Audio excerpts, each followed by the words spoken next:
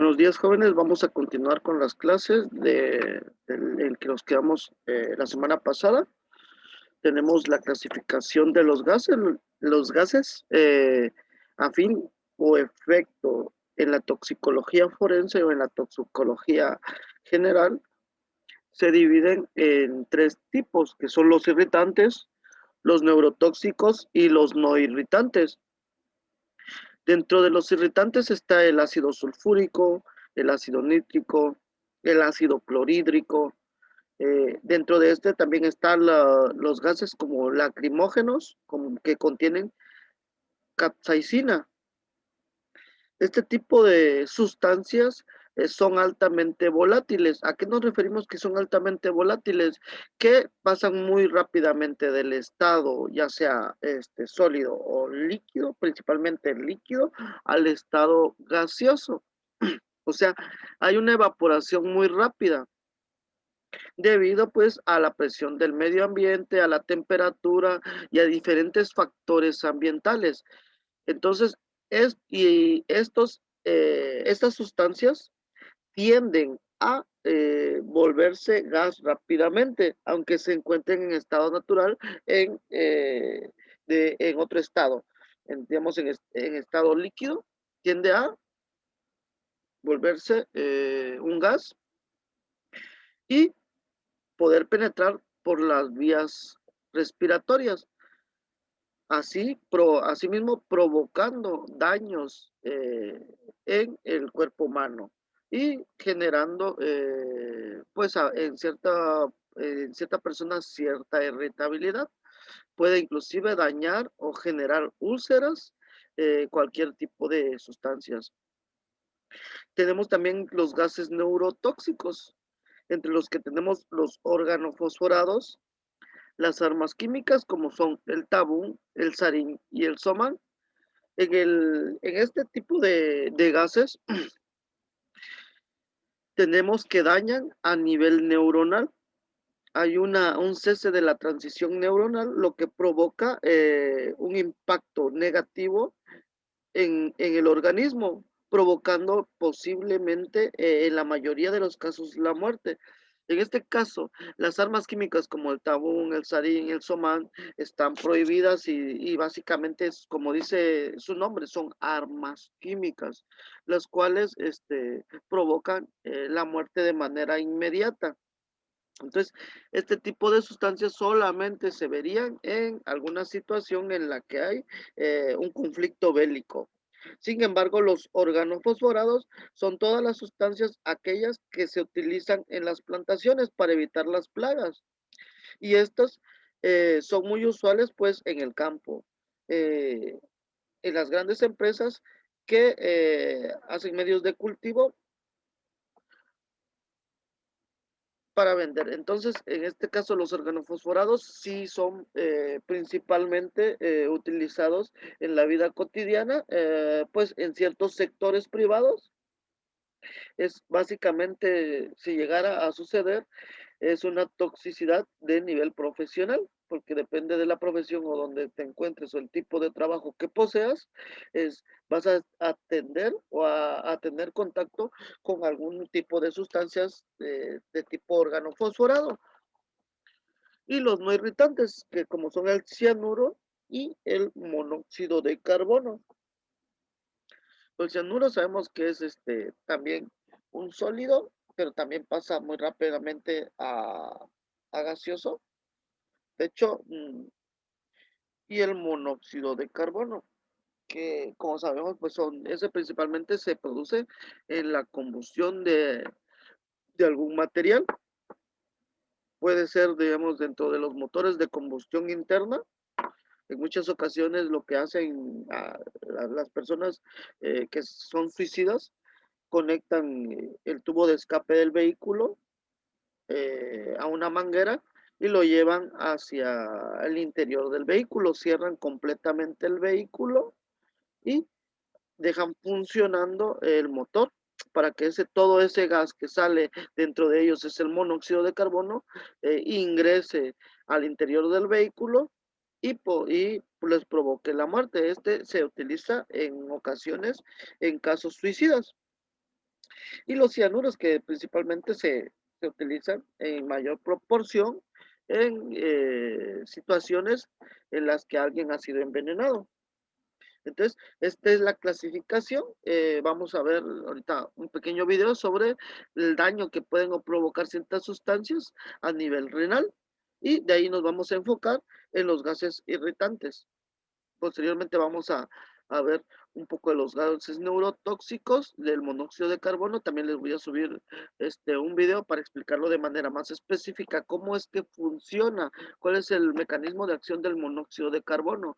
Entre ellos es principalmente que el monóxido de carbono es muy afín a la hemoglobina. La hemoglobina es la proteína que transporta el oxígeno a todas las células del organismo. Entonces, si el monóxido de carbono es más afín que el oxígeno, se va a pegar más rápidamente a esta proteína llamada hemoglobina, la cual va a transportar este monóxido de carbono. Sin embargo, el monóxido de carbono no posee las propiedades características del oxígeno. ¿Por qué? Porque es una molécula distinta. Entonces provoca una anoxia, falta de oxígeno, provocando posteriormente la muerte. De hecho, es un caso muy usual en cuestión de personas suicidas y principalmente es característico que la persona sienta o tienda a tener un gran cansancio cuando se está intoxicando por monóxido de carbono. Se empiezan a quedar dormidos. ¿Por qué? Porque la falta de oxigenación al cerebro. Entonces, esos son eventos secundarios a la exposición del monóxido de carbono. Pero eso lo veremos de manera amplia más adelante.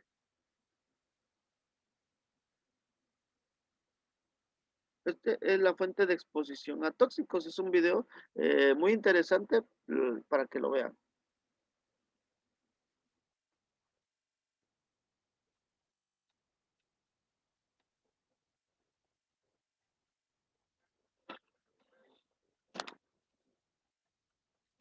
Muchos fármacos y contaminantes del medio ambiente, como los metales o los insecticidas, pueden alterar rápidamente la función renal. Su impacto puede modificar directamente los procesos renales básicos y dañar las estructuras renales.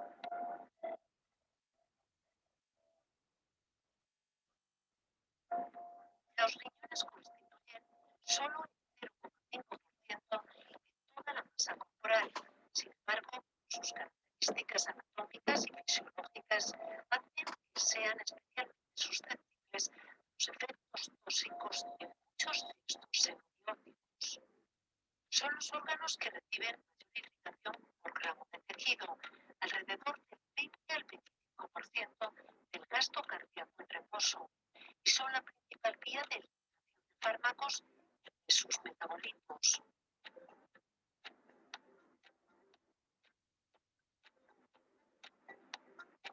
Los procesos que intervienen en la concentración de la orina sirven también para concentrar los tóxicos en el estómago.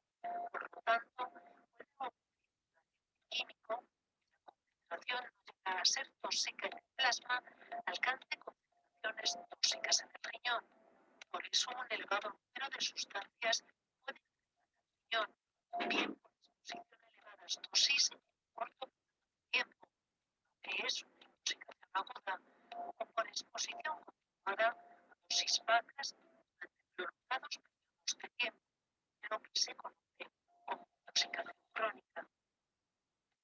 Los lugares concretos en los que se produce el daño van a depender de las características del agente tóxico, especialmente de sus propiedades físico-químicas, propiedades que determinan su interacción con sistemas de transporte, receptores, enzimas y estructuras celulares y tisulares específicas, y por lo tanto su distribución en los distintos compartimentos del organismo y sus efectos tóxicos.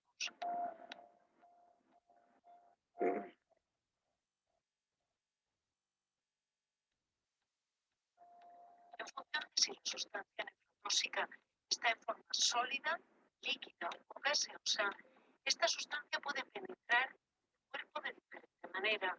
Lo puede hacer vía oral, inhalatoria, vía cutánea mucosa parenteral. El mayor porcentaje de sustancias producen daño renal tras ser ingeridas, es decir, vía oral.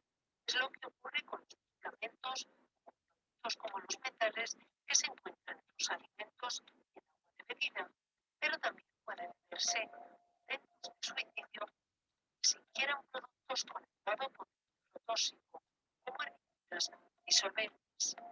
También se han observado casos de daño renal grave tras exposición por inhalatorio. Ocurre porque la sustancia está en forma gaseosa o bien debido a que se necesita, como sucede con el mercurio. Por último, la intoxicación por vía parenteral sucede en la administración de medicamentos o bien por drogodependencia.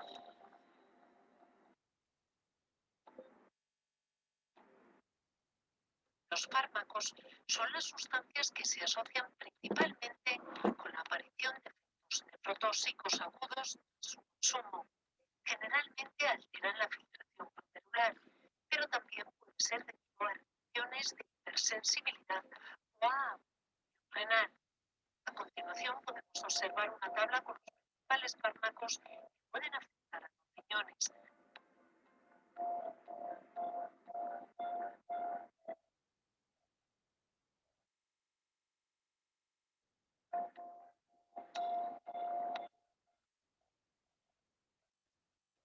Además de la exposición oral a fármacos, otras sustancias con elevado potencial para producir daño renal pueden ser ingeridas, generalmente como suicidas, como es el caso del glicol.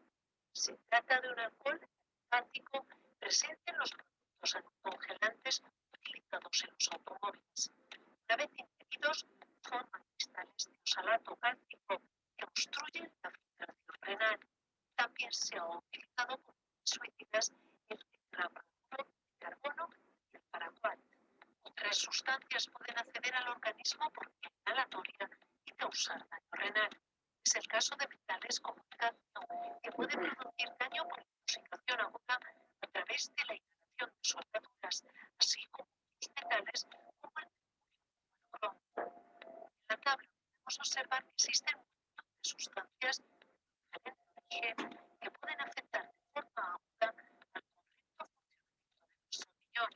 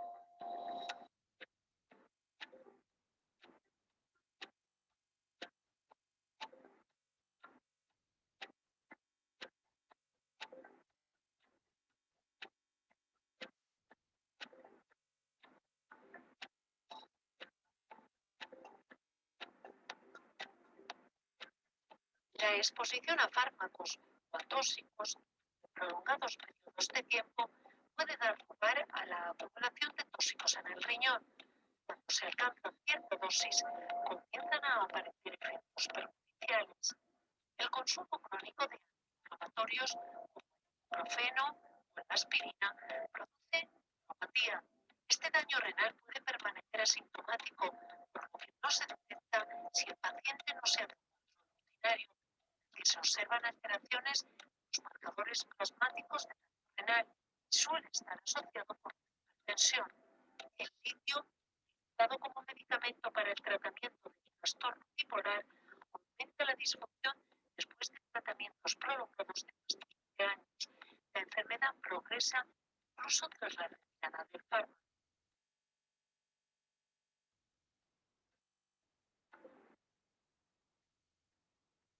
La actividad industrial libera al medio ambiente como productos de desecho gran cantidad de metales pesados.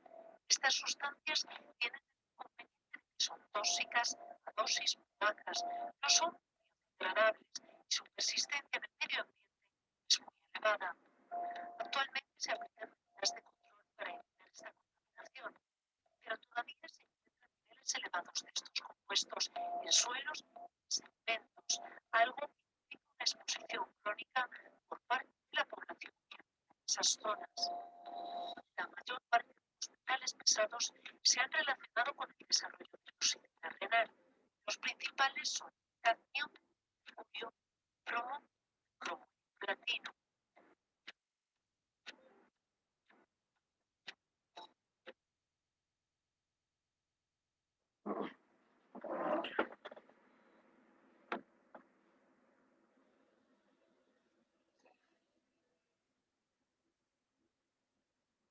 Entonces aquí tenemos eh,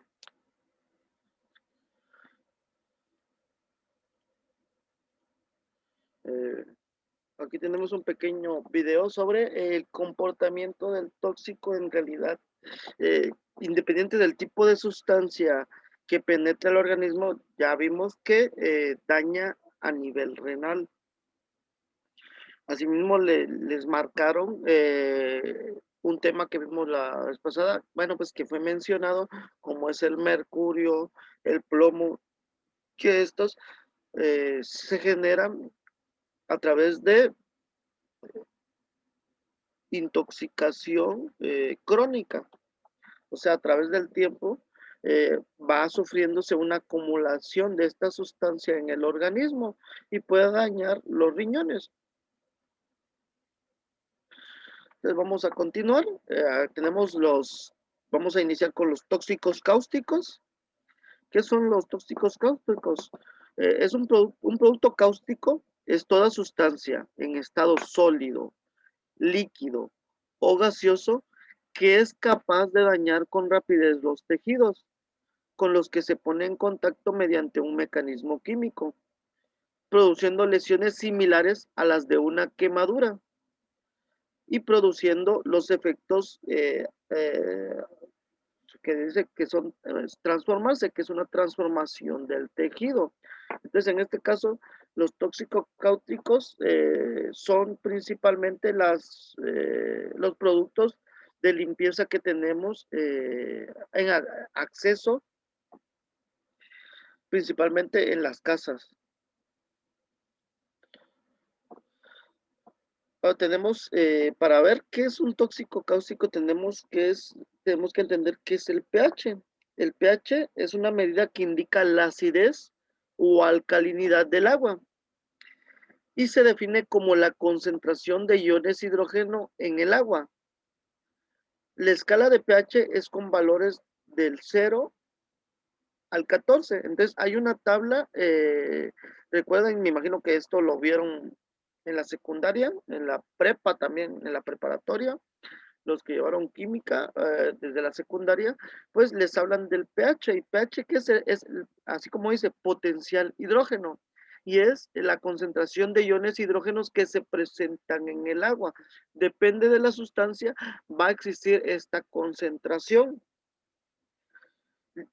Y tenemos que el pH va desde 0 hasta 6, es ácido. El pH 7 es un pH neutro. El pH que tiene el agua es un pH 7 porque no es ni ácido ni básico. La, la basicidad, o que le estoy diciendo básico y alcalino, es lo mismo. Las bases o las sustancias alcalinas son lo mismo y los ácidos son solamente ácidos. Entonces, tenemos que dentro de la escala del pH, del potencial hidrógeno, la cantidad de hidrógeno que tiene, va a haber una acidez o una basicidad. Por eso dice acá, el pH del agua se hace más básica, dice, y con un aumento del pH, entonces tenemos que el agua es un pH neutro. Si hay un aumento del pH, del potencial hidrógeno, se hace más básica, o sea, más alcalina. Entonces el pH va a tender a ir a 8, 9, 10, 11, 12, 13, 14, dependiendo la cantidad de hidrógenos que posea el agua. Entonces, estos hidrógenos son aparte de la composición del agua. Entonces, tendemos a que estas sustancias son las sustancias la, como las sustancias básicas. Y tenemos que a partir del pH 7, el pH neutro, hacia abajo, así está la clasificación, la escala, se tiende a ser ácido.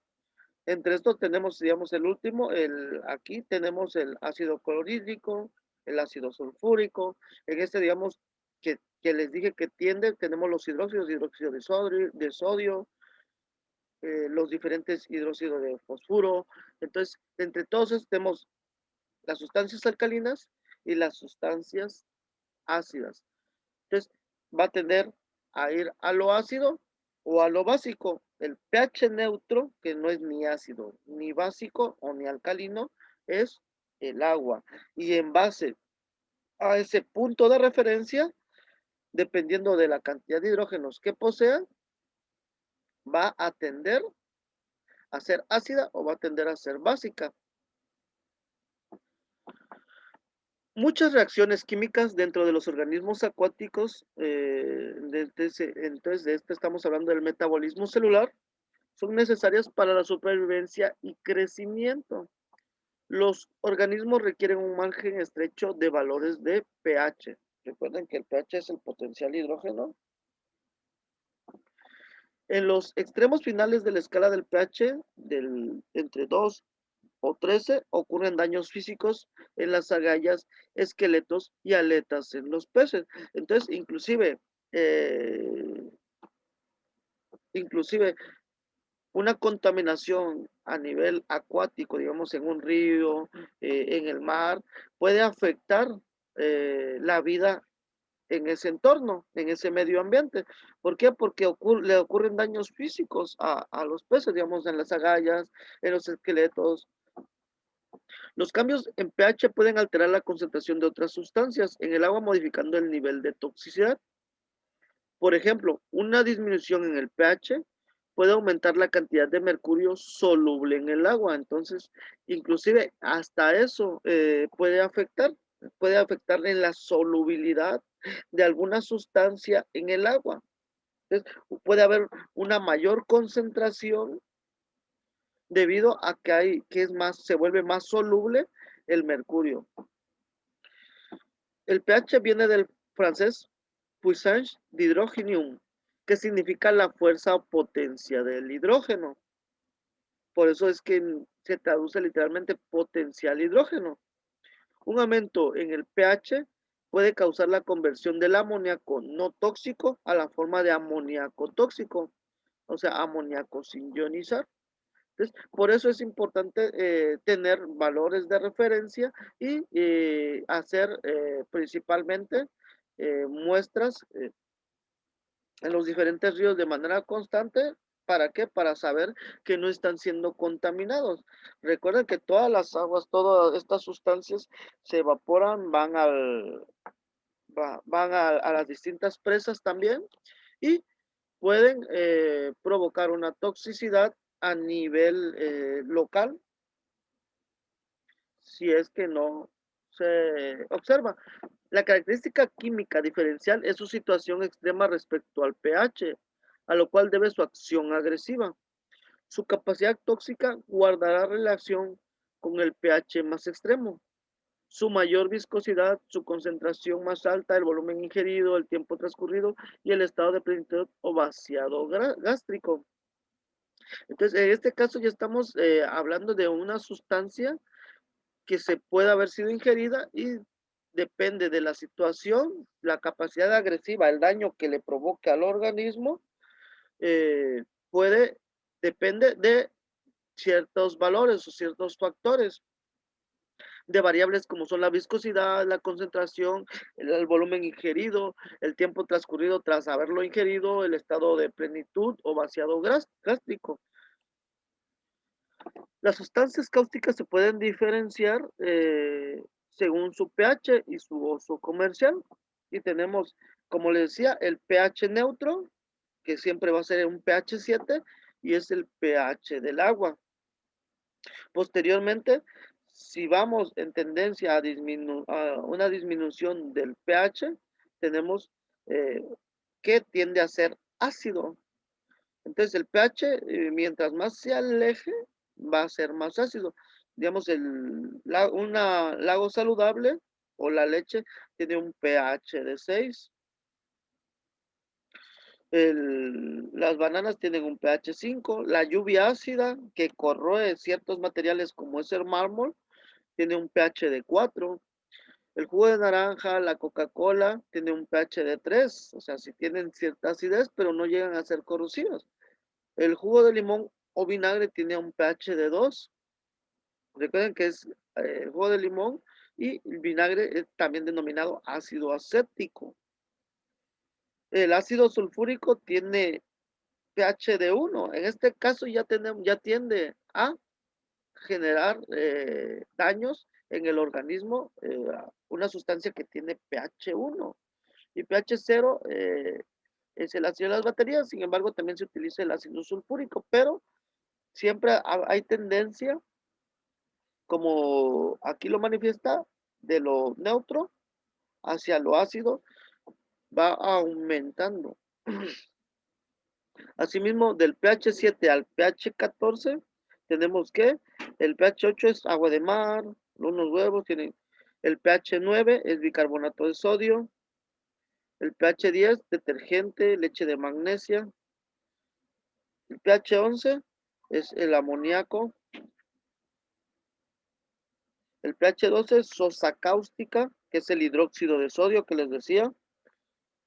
El pH 13 es lavandina, que es una sustancia de mezcla de hidróxido de sodio con otros hidróxidos.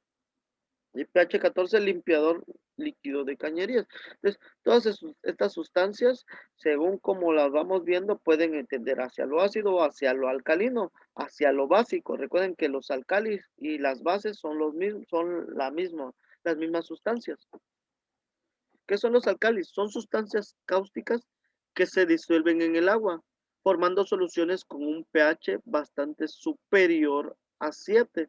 Dentro de ellos tenemos pues el cloro, el amoníaco, la sosa cáustica o el hidróxido de sodio, que recuerden que el hidróxido de sodio ahí se presenta en forma de perlas, en forma de pequeñas perlitas, pequeñas piedritas, sin embargo, cristalizadas. Sin embargo, estas al agregarlos en agua se vuelven sumamente tóxicas. Igual al ingerirlas, pero principalmente es cuando se utiliza para la limpieza del hogar, se agrega en agua y genera lo que es la sosa cáustica eh, disuelta en esta sustancia, la cual puede ser ingerida con mayor facilidad. Sin embargo, esta sustancia es muy corrosiva. Efectos en el organismo de los alcalis o las bases, ya sea en sólido o en soluciones concentradas, son más destructivos, pero para los tejidos humanos que la mayoría de los ácidos provocan destrucciones, entre ellos son quemaduras profundas y dolorosas, disuelven la grasa cutánea. Su efecto es doble por acción directa y acción oxidante. Entonces, aquí tenemos una imagen de las quemaduras que pueden provocar, dependiendo del pH, eso sí les digo, pero ya cuando llegamos a ácido sulfúrico, ácido nítrico de cierta concentración, o en este caso de los alcalis, hidróxido de sodio, hidróxido de potasio, ¿qué son los ácidos? Los ácidos son sustancias que en disolución incrementan la concentración de iones hidrógeno.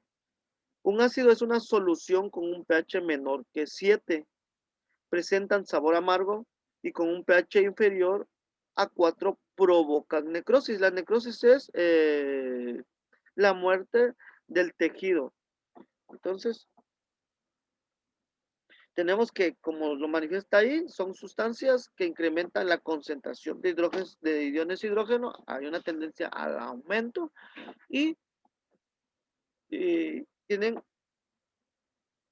a un pH menor que 7, como lo mostraba en la tabla, como lo mostraba en la tabla, lo mostraba en la tabla, tiene un pH menor que 7. Tenemos el 7 y tiende a ir hacia, de manera retroactiva, ¿no? Que va hacia atrás, 5, 4, 3, 2, 1. Y mientras más se acerca al pH 1, al pH 0, la sustancia se vuelve mucho más corrosiva. Es una sustancia, recuerden que irritante. ¿Cuáles son los efectos en el organismo? Son ácidos, los ácidos son corrosivos y pueden provocar irritación severa y quemaduras que pueden resultar en cicatrización permanente. Las quemaduras de ácido extensas pueden resultar hasta en muerte. La severidad de la lesión depende de la concentración de la solución de ácido sulfúrico y la duración de la exposición. Altas concentraciones de rocío o de aerosol pueden provocar enrojecimiento, irritación y quemaduras en la piel si el contacto es prolongado. Entonces, solamente el rocío, como si fuera un aerosol, llega a tener contacto con la piel o el tejido, puede provocar quemaduras, depende de ciertos factores, de la cantidad que esté, el tiempo de contacto, la concentración del ácido, etcétera. Puede el ácido dañar los ojos. El ácido es corrosivo y puede provocar irritación severa, como es enrojecimiento, inflamación y dolor. Y también puede provocar daño permanente, incluyendo la ceguera. La severidad de la lesión depende de la concentración de la solución de ácido y la duración de la exposición. Se espera que los rocíos de ácido y aerosoles sean irritantes.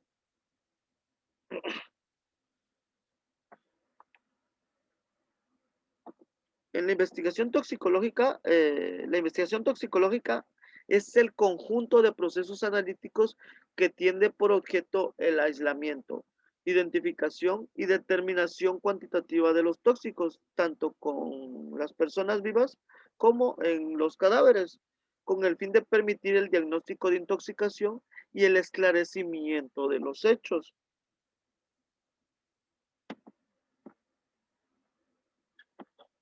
Entonces, en sus orígenes, la toxicología forense era fundamentalmente analítica y su campo de acción era el cadáver.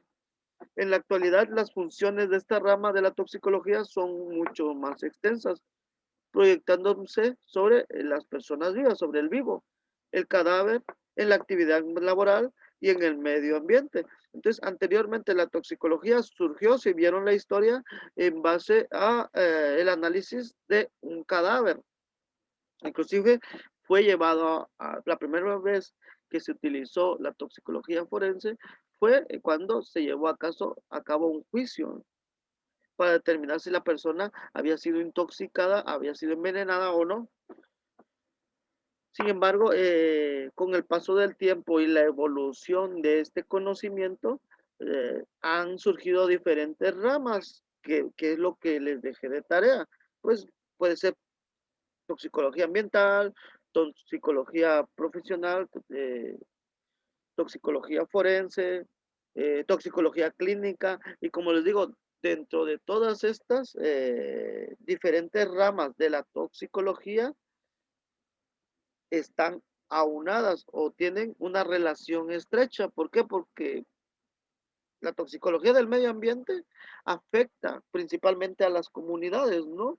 Entonces, si se están vertiendo tóxicos en un río y este río llega a la comunidad, provoca daños a nivel medioambiental, es un hecho que se tiene que investigar de manera legal. Entonces, ya entraría también la toxicología forense. Y dentro de estos, bueno, se está inmerso la toxicología ambiental y ya entró la toxicología forense, pero también debido a que las personas comen peces que están de este río que está siendo intoxicado, también puede haber una acumulación de algún tóxico y pues a la larga un daño en el organismo de los individuos que han consumido los peces de este río y también ya se va a la toxicología clínica. Entonces, se dan cuenta, todo está en estrecha relación.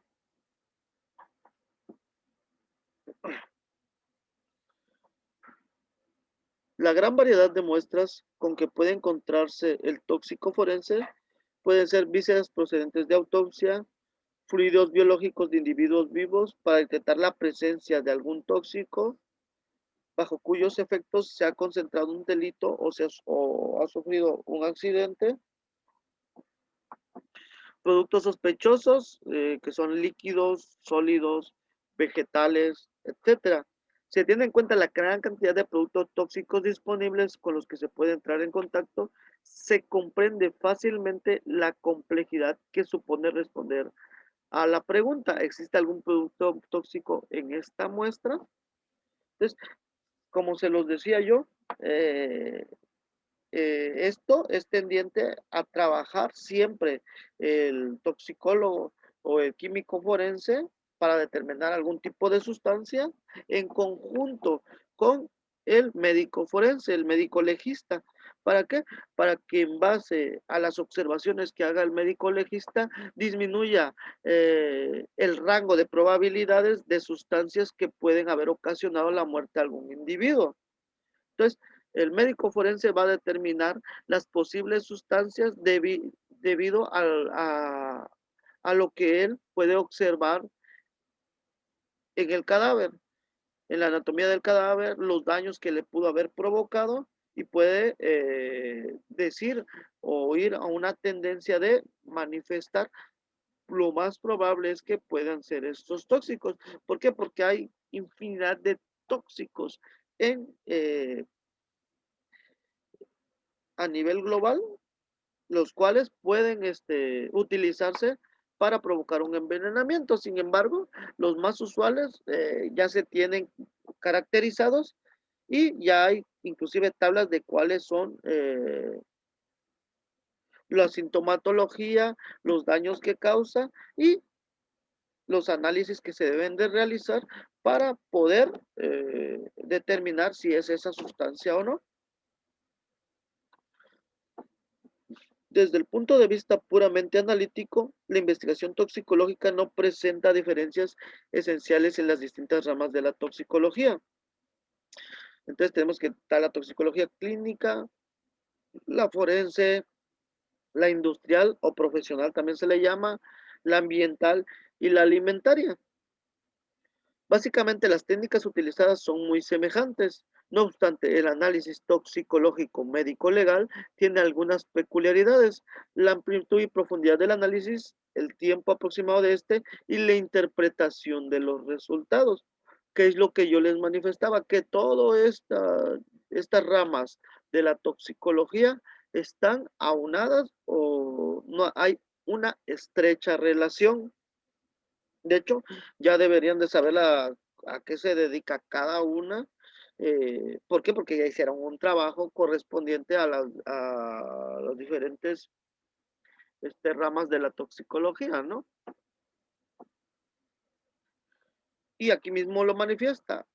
Está también íntimamente ligado con el trabajo que hace el médico legal.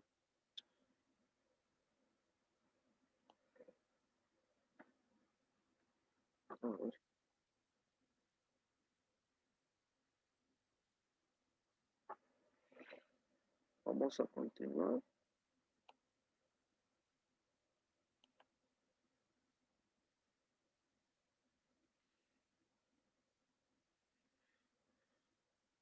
Entonces, tenemos a seguir con los tóxicos cáusticos irritantes. ¿Cuál es la sintomatología que presenta un individuo al ingerir un tóxico cáustico irritante? Desde el momento de la ingestión se inician atroces dolores, cuyo punto de partida son las distintas mucosas afectadas. Entonces, al momento de ingerirlo, ya sea de forma directa a través del líquido y beberlo, o de los vapores que estos provocan, vienen estas afectaciones. Recuerden que, no sé si se han dado cuenta, digamos, para manejar nosotros, digamos, yo que soy el químico y ya llevé esta área, nosotros cuando manipulamos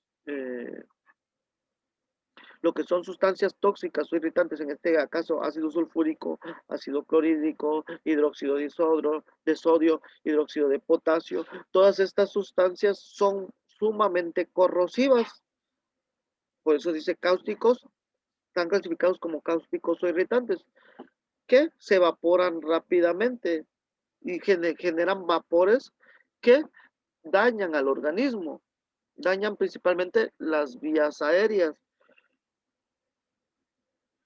Nosotros, al momento de manipular este tipo de sustancias, tenemos en los laboratorios un aparato que se llama campana de extracción y es como una especie de campana donde se trabaja, se mete ahí la sustancia y esta lo que hace es tender a todos los vapores, absorberlos mediante un ventilador que está en la parte superior y que es no permitir que estos se difuminen en el área.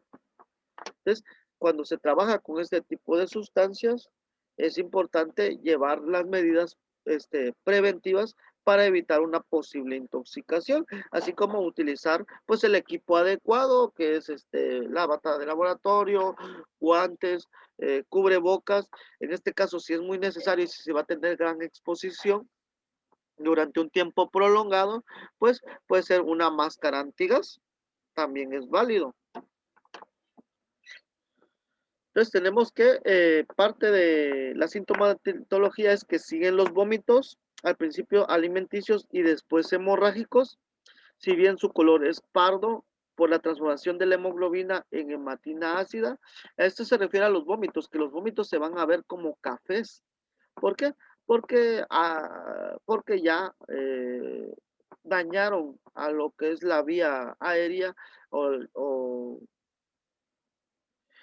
provocando daño y una hemorragia, extravasación del líquido hematológico, principalmente exactamente lo que es sangre. Entonces están expulsando sangre por la boca y este se vuelve pardo o inclusive puede ser rojo. En ocasiones, aunque en periodos más avanzados, los vómitos tienen porciones de la mucosa digestiva, encefalada, o sea, fragmentos que llegan a asumir la forma de largos colgajos. Los vómitos, los eructos y los intentos de deglución desencadenan dolores tales que el sujeto llega a colapsarse. Hay enfriamiento de las extremidades y pulso frecuente, débil e irregular. Y pueden producirse convulsiones, lipotimias y aún un colapso cardíaco mortal. Si el cáustico alcanza la laringe, bien durante la deglución o bien con los vómitos, se produce un edema de glotis, así como el tejido celular que rodea la epilotis que amenaza con asfixia. Entonces, en este caso, el daño se produce en esta zona, epiglotis o glotis, y puede provocar una inflamación del tejido, que es a lo que se refiere el edema. Una inflamación del tejido que cierre o obstruya las vías aéreas. El mismo tejido por la inflamación se empieza a cerrar la luz de las vías respiratorias, de las vías alimenticias y impide el paso de oxígeno al organismo, provocando una asfixia. La obstrucción de las vías aéreas altas por edema da lugar a taquipnea, disnea, dificultad para respirar, taquipnea, taquicardia. ¿Por qué? ¿Por qué se produce esta taquicardia? Porque hay una disminución de la cantidad de oxígeno en el organismo y también una taquipnea. Eh, la taquipnea es la desesperación que se tiene por respirar, que se respira constantemente. Disnea, la dificultad, estridor inspiratorio y cianosis, una característica que se vuelve la piel de color morada. Así que dicen, no, te estás morado. ¿Por qué? Porque hay una cierta asfixia. Entonces, a eso se refiere la cianosis. La aspiración del cáustico y del tejido de necrosis produce neumonitis grave, inflamación de los neumones, pero en cualquier caso, la mayor parte de los ácidos minerales son irritantes respiratorios y producen grados variables de traqueobronquitis, inflamación de los bronquios y de la tráquea, y a fuertes concentraciones un síndrome de distrés respiratorio, que es todo el conjunto de lo que les dije anteriormente, de esta sintomatología. En esta fase de la intoxicación pueden ocurrir también la perforación gástrica y excepcionalmente esofágica a partir de una escara, un daño en el tejido. Perforación cuyo momento de producirse se marca clínicamente por un aumento brutal de los dolores y por la cesación de los vómitos. Según la localización de la perforación se producen ciertas complicaciones. Si ocurre en el esófago, puede ocurrir una mediastinitis, inflamación del mediastino y enfisema mediastinítico y subcutáneo. Si se produce en el estómago, puede provocar una peritonitis. Y aquí tenemos, pues, úlceras pépticas pues, que pueden llevar a cabo sangrado, perforación u otras emergencias. Y aquí tenemos cómo se observa una úlcera y esta provoca un sangrado, provocando una obstrucción y provocando un daño en el estómago. Otra peligrosa complicación es la corrosión de un vaso importante, capaz de desencadenar una copiosa hemorragia, que puede ser mortal cuando se han vencido estos peligros. Surge otros nuevos por la persistencia de los efectos cáusticos en tramos intestinales sucesivos.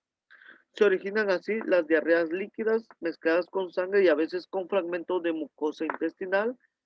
En este momento existe una anuria refleja, o sea, no puedes orinar, que unida a la deshidratación y a las alteraciones humorales, acidosis, hemólisis, hace entrar al intoxicado en coma, en el que puede fallecer por un fallo cardíaco. Entonces, todo esto conlleva posiblemente a la muerte del individuo. Y esto es por la absorción de un tóxico al organismo.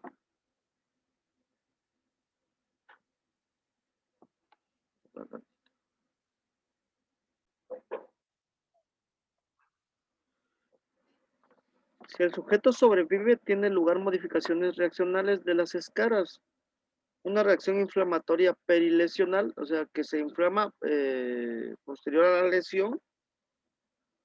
Alrededor de la lesión también puede haber una inflamación que puede conducir a la eliminación de los tejidos esfacelados, con producción de amplias úlceras y aún de perforaciones. Se producen también infecciones secundarias de las escaras que supuran persistentemente. Cuando tiene lugar la cicatrización, hay una acusada tendencia a la retracción cicatrizal con subsiguiente estenosis, ya que las graves estenosis digestivas llegan a imposibilitar por completo el paso de los alimentos, pudiendo producir la muerte por inanición si no se corrige. O sea, la persona siente tanto dolor que deja de comer. ¿Por qué? Porque no puede ingerir los alimentos. Entonces se debe de corregir esta falta de consumo de alimentos porque si no puede provocar la muerte por inanición. Esto estamos diciendo en casos severos de ingestión de alguna sustancia de este tipo, ya sea cáustica o irritante. En caso de fallecimiento, el examen exterior del cadáver revela las huellas del ácido en la boca y parte inferior de la cara. En este caso estamos hablando de alguien que haya ingerido pues ácido sulfúrico, ácido clorhídrico, alguna sustancia que sea sumamente irritante, inclusive el amoníaco puede llegar a provocar la muerte. Consisten escaras en forma de placa y rayas en forma de comisuras bucales y alcanzan al mentón y la parte inferior del maxilar. En la cavidad bucal se aprecian tumefacción y escaras mucosas formando placas. En las vísceras digestivas, entonces en todo lo que es el sistema digestivo, se encuentran las lesiones más características. Su aspecto y profundidad varían con relación a la cantidad y concentración del cáustico. Las lesiones cáusticas se encuentran en todos los segmentos del tubo digestivo por los que pasó el cáustico. Ya hemos mencionado su presencia en la boca, se descubre igualmente en la faringe y esófago e incluso en la laringe, donde puede dar lugar a un edema de glotis, que ya se había mencionado anteriormente, provocando una asfixia. Pero su mayor intensidad la alcanza en el estómago. Se trata siempre de escaras de forma irregular. Las escaras son lesiones eh, que se generan debido a esta sustancia. Entonces,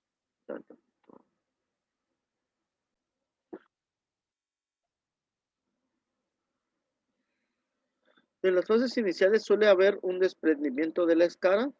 En este caso, recuerden que las escaras son úlceras debido a la lesión que provoca esta sustancia, son úlceras. Es como cuando tienen,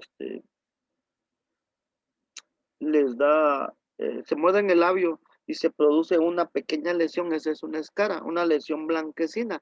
Se observa blanquecina porque hay mucosa a nivel bucal. Entonces, toda esa mucosa y en reacción con el tejido produce esa escara. Entonces, esas son las escaras, por si no las habían ubicado.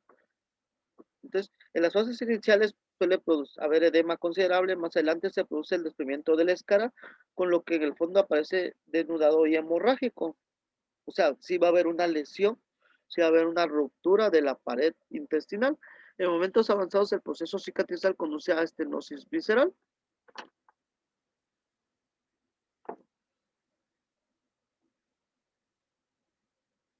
En los casos más frecuentes, esto es cuando la muerte tuvo lugar precozmente, el estómago aparece retraído hasta alcanzar el tamaño de un puño. Sus paredes se aprecian gruesas y espesadas y la red vascular se dibuja claramente en forma de rayas inyectadas y negruzcas, en cuyo interior la sangre está negra, solidificada y quebradiza. La hemoglobina es transformada en hematina ácida.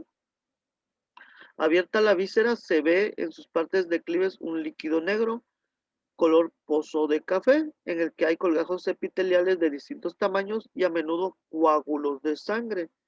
Las superficies internas forman numerosos pliegues de color amarillento, negruzco, y también aquí se dibuja claramente una red vascular. Entonces, estos son todas las características que se observan en el estómago debido a la necrosis que provocó la sustancia cáustica en el tejido,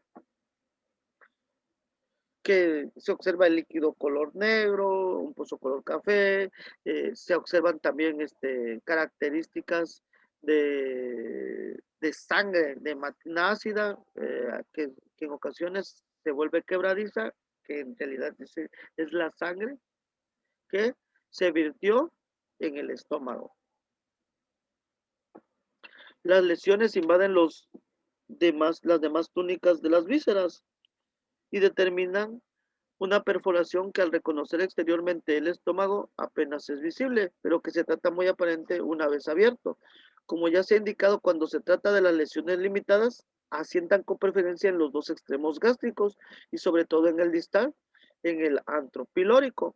Es excepcional que estén lesionadas las paredes del cuerpo del estómago sin alteraciones de cardias ni píloro. Entonces, pueden encontrar lesiones en las diferentes paredes del estómago. Y si se dan cuenta, la zona más baja o más declive de este órgano es el antro pilórico. Entonces, aquí se observa lo que es el cardias y el conducto pilórico. Recuerden que el cardias son como especies de llaves que, que permiten el paso e impiden que éste regrese, que lo que se contiene en el estómago regrese. Para eso está el cardias y el conducto pilórico también para que aquí se lleve el proceso de digestión Posteriormente que inicia el proceso, se abre y pasa al sistema digestivo, al resto del sistema digestivo. Entonces, donde se van a ver mayor lesión es en el antro pilórico, porque es la zona más declive. Sin embargo, puede haber presencia en todas las paredes.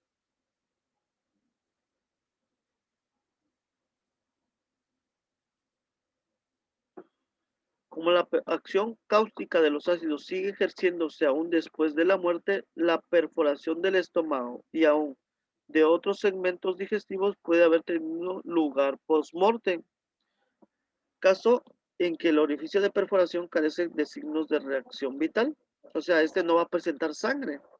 El líquido cáustico se derrama entonces a la cavidad y actúa sobre las vísceras abdominales, vaso, hígado, riñón, a las que cauteriza en su superficie, donde se aprecia un color blanco grisáceo, blanco gris, una consistencia seca y un aspecto como cocido. Entonces, postmortem ya se observaría daño en el vaso, hígado y riñón, pero esta tiene las características que se va a observar una presencia color blanquecina gris o a veces de consistencia seca y se observa como si estuviera cocido. Las perforaciones vitales del estómago e intestino dan lugar a la lesión del peritoneo y demás vísceras abdominales. El peritoneo aparece turbio y revestido de sangre coagulada, mientras que en la superficie de los demás órganos hay escaras, hay estas lesiones localizadas sobre un fondo inflamatorio evidente. Cuando el intoxicado sobrevive algún tiempo a la intoxicación, puede haber lesión de nefritis y hasta se ha señalado adiposis visceral y musculares. La estenosis y retracciones cicatrizales solamente se observan en los casos de prolongada supervivencia. O sea, que tenga una prolongada supervivencia, pero sin embargo, pues este líquido permanezca todavía en el organismo y se ve lo que es una inflamación de lo que es todo el peritoneo. Tenemos características diferenciales entre las escaras ácidas y las escaras básicas.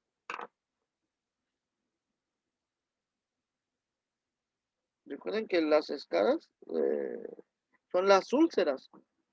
Entonces, estas úlceras ácidas se diferencian con las úlceras que producen las sustancias alcalinas. Las escaras ácidas, atendiendo al mecanismo químico en el que actúa, que es la destrucción de las proteínas y formación de sales por la acción del hidrógeno y el cloro y coagulación proteica por desprendimiento de calor, tienen el siguiente aspecto macroscópico. Puede estar ennegrecidas, duras, secas y con forma irregular. Por lo contrario, las escaras de álcalis, tienen su mecanismo de acción, es una acción oxidante, los ácidos producen destrucción de las proteínas. En cambio, los alcalis, que son las bases o los hidróxidos, hidróxido de sodio, hidróxido de potasio, eh, producen la formación de albuminatos alcalínicos y saponificación de las grasas, las vuelven como jabón. Estas son blanquecinas, son blandas, son untosas y mal definidas y con capacidad penetrante, los que conlleva cierto grado de peligrosidad de las lesiones. Entonces, si se dan cuenta, aquí dice que las escaras o las lesiones, las úlceras que producen las bases o alcalinas, sustancias alcalinas, son blanquecinas, blandas, untosas y mal definidas, y que son penetrantes ya que poseen la capacidad de perforar más allá, lo que conlleva cierto grado de peligrosidad. Y las escaras ácidas producen lo que son la coagulación de las proteínas. Estas se pueden observar ennegrecidas, duras y secas y con forma irregular. Las escaras, según algunos ácidos específicos, las escaras producidas por los distintos ácidos presentan cierta diferencia que permiten ordinariamente su distinción aún dentro de unas características comunes, que son escaras secas, duras y opacas. El ácido sulfúrico las produce negras o morenas, aunque no suelen ser tan oscuras como las que produce en la piel. El ácido nítrico, el color de las escaras es amarillo limpio debido a la reacción del xantoproteica que tiene lugar al nitrarse el núcleo bencénico de los componentes proteicos de los tejidos. Parece que la perforación gástrica es menos frecuente que con el ácido sulfúrico. Entonces, tenemos que el ácido sulfúrico y los ácidos, la mayoría, a excepción del ácido nítrico, se observan de color oscuro, de color ennegrecido y se observa seco. Si observan esta parte, se observa seco, así como que hubiera una deshidratación. El ácido clorhídrico produce escaras de un color grisáceo, muy circunscrita al mismo tiempo que la inflamación está muy extendida. En esta fase la mucosa se desprende y descubre la mucosa infiltrada de sangre muy espesa y negruzca. Algunos autores han insistido en la posibilidad de que el ácido clorhídrico pueda trasudar del estómago sin haber causado perforación atacando las vísceras vecinas. Entonces, el ácido sulfúrico produce las mismas características que el ácido clorhídrico produce las mismas características que el ácido sulfúrico, sin embargo, estos son de color grisáceas, secas, duras. El ácido fluorhídrico es excepcional, que produzca intoxicaciones por ingestión. En cambio, por tratarse de un líquido muy volátil, produce intoxicaciones por inhalación, dando lugar a la corrosión de las mucosas respiratorias, que son nasal, faríngea y laryngotraqueobronquial, así como las oculares. La muerte tiene lugar de ordinario por edema pulmonar que conduce a una asfixia rápida. Entonces, estos son los diferentes ácidos: sulfúrico, nítrico, fluorhídrico, también existe el ácido sulfídrico. Evacuante solo se realiza en los casos de que puede iniciar dentro de la primera hora, ya que en periodos más avanzados existen graves peligros. Entonces, en caso de ingestión de este tipo de sustancias puede tenerse un evacuante. Los vomitivos están fuertemente contraindicados por cuanto el ácido expulsado incrementa las lesiones esofágicas al ponerse de nuevo en contacto con ellas. Por otra parte, los ácidos provocan de por sí abundantes vómitos de protesta que se hacen más intensos por las violentas contracciones gástricas producidas. Existen, asimismo, el riesgo de la aspiración pulmonar que, que origina una neumonitis química. Solo en los casos de sustancias débilmente ácidas se podría planear la evacuación gástrica mediante lavado gástrico, que se hará con agua sola y abundante, la cual producirá una dilución del ácido. Entonces, en este caso, los vomitivos no están indicados, son contraproducentes. ¿Por qué? Porque al momento de expulsar el ácido provoca nuevas lesiones. Entonces, lo más probable que se pudiera hacer es un lavado gástrico. Un neutralizante, aunque durante algún tiempo se ha recomendado el empleo de soluciones alcalinas para neutralizar químicamente el ácido, en la actualidad se desaconseja formalmente, ya que la reacción exotérmica que acompaña la neutralización aumenta notablemente las lesiones. Por otra parte, en la reacción se producen abundantes cantidades de gas que por dilatación aumenta el peligro de perforación. Y aquí tenemos pues una úlcera que, como les decía, son lesiones blanquecinas dependiendo de la sustancia que se haya ingerido. En este caso, si quieren neutralizar, por eso muchas veces, si se dan cuenta cómo trabaja el Pepto-Bismol y ciertos tipos de sustancias, cuando estás ingiriendo, cuando sientes gran cantidad de acidez en el estómago, le dicen, ¿sabes qué? Toma leche, se te va a quitar, y toma leche. ¿Qué es lo que hace la leche? La leche es una sustancia alcalina, una sustancia básica. Lo vimos en el diagrama, en uno de los diagramas de las diapositivas anteriores, que está colocada en la tabla en el área de las sustancias alcalinas o básicas. lo que hace es neutralizar el pH ácido ingiriendo pues una sustancia básica y por eso es que sienten cierta mejoría o cierto bienestar.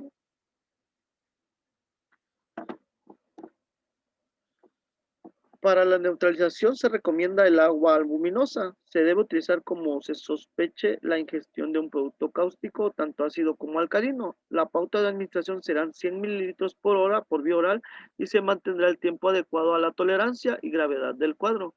Está disponible en viales de 5.5 gramos de secada para disolver un litro de agua. Una de las proporciones más clásicas de este producto son las claras de huevo batidas de fácil exposición.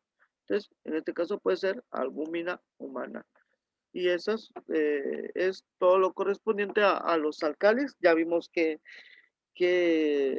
cómo se clasifican, porque se le llaman ácidos o porque se le llaman básicos, qué es el potencial hidrógeno, cuáles son los daños que provocan de manera generalizada ambas tipos de sustancias, ya sean alcalinas o básicas.